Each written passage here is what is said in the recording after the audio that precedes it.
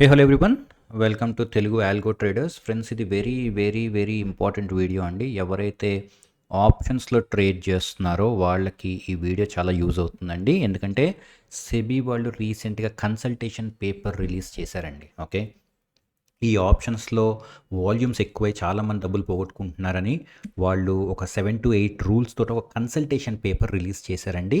అందులో కొన్ని very important points ఉన్నాయి, అంటే మీ ట్రేడింగ్ని ఖచ్చితంగా ఎఫెక్ట్ చేసే పాయింట్స్ ఉన్నాయండి ఇందులో. సో అవి ఏంటి అనేది మనం ఒక్కసారి చెక్ చేద్దామండి. బట్ రిమెంబర్ ఫ్రెండ్స్, ఇది ఓన్లీ కన్సల్టేషన్ పేపరేనండి. ఇది ఫైనల్ డెసిషన్ కాదు. దీని మీద ఫీడ్బ్యాక్స్ తీసుకొని దాని తర్వాత ఫైనల్ రూల్స్ ఏంటి అనేది వేరే సర్క్యులర్ అనేది రిలీజ్ చేయటం జరుగుతుంది.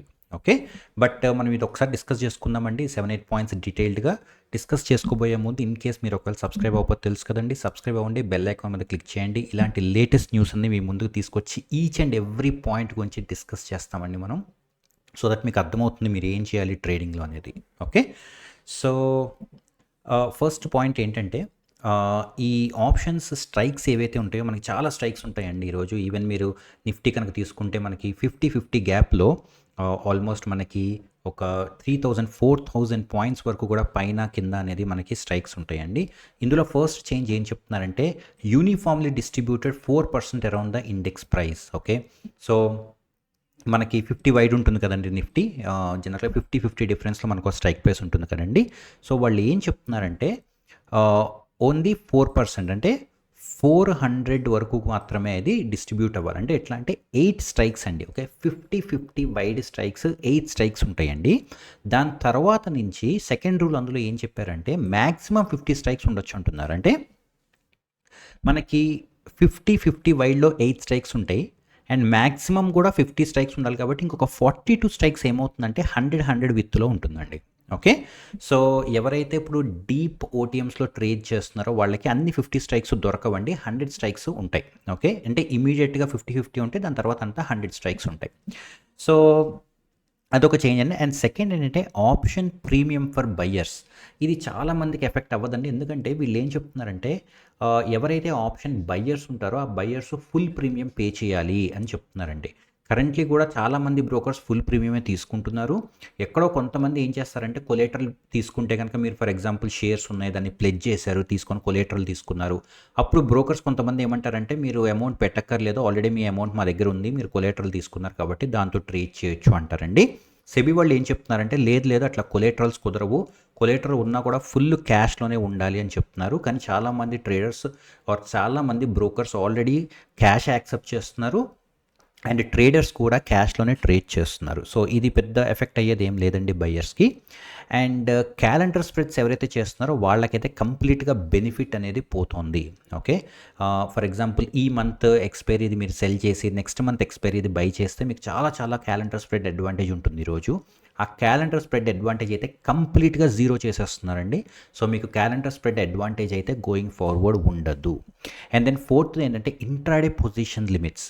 సో బ్రోకర్స్ ఇప్పటివరకు end of the day limits check చేసేవారండి, కానీ ఇప్పుడు బ్రోకర్స్ ఏంటంటే ఇంట్రాడేలో కూడా పొజిషన్స్, ఆప్షన్ పొజిషన్ లిమిట్స్ ఎట్లా ఉంది. ఫర్ ఎగ్జాంపుల్ జీరోదా వాళ్ళకి ఒక 50 లక్షల మంది క్లయింట్స్ ఉన్నారనుకోండి, 50 లక్షల మంది ఎట్లా తీసుకుంటున్నారు అనేది దానికి ఒక పర్సంటేజ్ ఫిక్స్ చేసి అక్కడితోటి బ్లాక్ చేయటం ఏదో చేస్తారండి. ఇప్పుడు కరెంట్లీ ఓపెన్ ఇంట్రెస్ట్గా లిమిటేషన్ ఉందండి. గోయింగ్ ఫార్వర్డ్ మోస్ట్లీ ఆప్షన్స్ యాక్టివిటీకి కూడా అలాంటిది ఒక పొజిషన్ లిమిట్ పెట్టచ్చు. ఓకే, అండ్ దెన్ ఫిఫ్త్ది మోస్ట్ ఇంపార్టెంట్ అండి, మినిమం కాంట్రాక్ట్ సైజ్. ఇప్పుడు కరెంట్లీ మనకి మినిమం కాంట్రాక్ట్ సైజ్ ఏదైతే ఒక 5 లక్షలు 6 లక్షలు అట్లా ఉన్నదో, ఆ మినిమం కాంట్రాక్ట్ సైజ్ని 2 ఫేజెస్లో పెంచుదామని ఒక కన్సల్టేషన్ పేపర్ రిలీజ్ చేశారండి. ఫస్ట్ ఫేజ్లో 15 to 20 lakhs చేస్తారంటే ఆల్మోస్ట్ 4 times చేస్తారండి. ఓకే, ఇప్పుడు కరెంట్గా 5 lakhs ఉన్నదాన్ని 15 to 20 lakhs అంటే 3 to 4 times పెంచుతారు. అండ్ 6 months తర్వాత ఏం చేస్తారండి, దీన్ని 20 to 30 lakhs చేస్తారంటే 4 to 6 times పెంచుతారు. అంటే ఎవెన్చువల్లీ ఇది ఏమవుతుందండి, మీకు ఆల్మోస్ట్ 5 to 6 times క్యాపిటల్ పెరిగే అవకాశం ఉంది. సో ఫర్ ఎగ్జాంపుల్, మీరు ఆప్షన్ సెల్లింగ్ కనుక మీరు స్ట్రాడిల్ 1 lakh కనుక చేస్తుంటే అది 5 lakhs or 6 lakhs అవుతుందండి. అండ్ రిమెంబర్, కాంట్రాక్ట్ సైజ్ మొత్తం పెరుగుతుందండి, క్యాపిటల్ ఒక్కటే కాదు. అంటే మీ దగ్గర ఎక్కువ క్యాపిటల్ తీసుకుంటారు, అట్లాగే క్వాంటిటీ కూడా ఇంటూ 5-6 times చేస్తారు. ఓకే, సో అంటే మీ టోటల్గా మీరు తీసుకునే 25 లాట్ సైజ్ ఏదైతే ఉందో ఆ 25 లాట్ సైజ్ ఇప్పుడు ఫర్ ఎగ్జాంపుల్ 5 టైమ్స్ పెంచితే 125 లాట్ సైజ్ అవుతుందండి. అట్లాగే క్యాపిటల్ కూడా 1 lakh నుంచి 5 lakhs అవుతుంది. ఓకే, ఇది చాలా చాలా ఇంపార్టెంట్ అండి. ఎందుకంటే ఇది సెల్లర్స్ ఎవరైతే ఉన్నారో ఆ సెల్లర్స్ని చాలా గట్టిగా ఎఫెక్ట్ చేస్తుంది. అట్లాగే బయ్యర్స్ కూడా ఈరోజు 25 క్వాంటిటీతో బై చేస్తుంటే వాళ్ళు 125 క్వాంటిటీ బై చేయాలండి. ఓకే, ఆల్రెడీ ఓటీఎమ్స్ వెళ్ళిపోతున్నాయి, చాలా ఏటీఎమ్స్ ఉంటాయి. ఏటీఎమ్స్ ఆర్ నియర్ ఏటీఎమ్స్ దగ్గర 125 క్వాంటిటీ కూడా మీరు బై చేయాలి అంటే కొంచెం బయ్యర్స్కి కూడా క్యాపిటల్ ఎక్కువ కావాల్సి ఉంటుంది. ఓకే, సో ఈ పాయింట్ అయితే ఖచ్చితంగా ఇద్దరిని ఎఫెక్ట్ చేస్తుందండి.